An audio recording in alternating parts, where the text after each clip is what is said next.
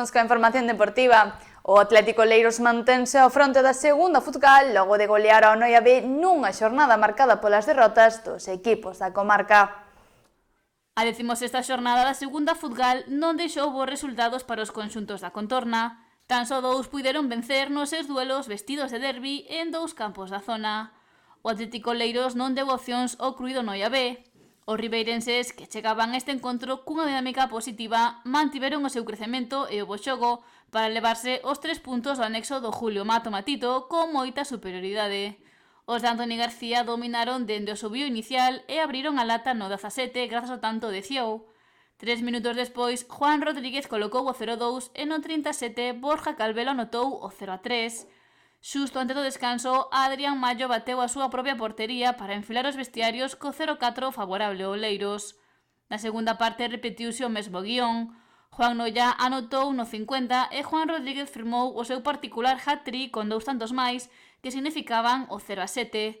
No 83, Hugo Romero fixo o gol da honra para o filial noiés e David González puxo o definitivo 1-8 no 87.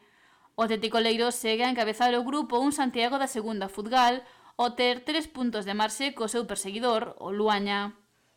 O Lesende é o quinto mellor clasificado do grupo despois de superar nun gran derbi o Xuventud Aguiño, que baixa ata 13º posto.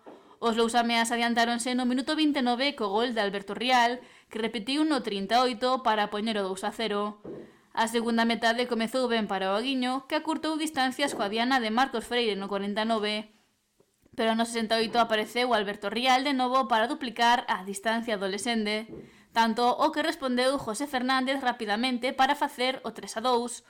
Nos minutos finais, o Xuventud buscou o empate, pero o Lesende confirmou a súa superioridade co gol de Alberto Seijas. O Taragoña pechou a xornada no 8º lugar despois de caer por 0-2 cos Ares Tramundi, pecha cancelas do grupo.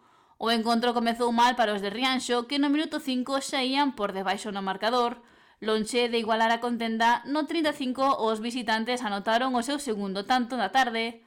O Taragoña buscou acurtar distancias para lutar polo empate, pero a falta de puntería impediu que bateran a meta rival. Tampouco foi unha boa xornada para o Artes, que caeu goleado co Agrón. Os artistas non xogaron o seu mellor encontro e os visitantes aproveitaron as súas ocasións para noquealos. 2 goles en 11 minutos decantaban a balanza para o Agrón, tantos que non atoparon resposta dos ribeirenses que chegaron ao descanso cunha desvantaxe de 2 goles. E non puideron acurtar diferenzas na segunda metade. Un penalti no 67 transformado polo Agrón e o cuarto gol da tarde no 70 condenaron ao Artes a súa segunda derrota seguida, resultado que o deixa noveno na táboa.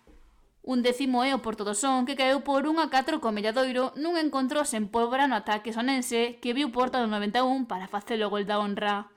O Sporting Lampón, 12º, tamén caeu por 4-1 no seu choque con Luaña, e o Xuño segue a ser penúltimo logo de perder pola mínima co Urdilde.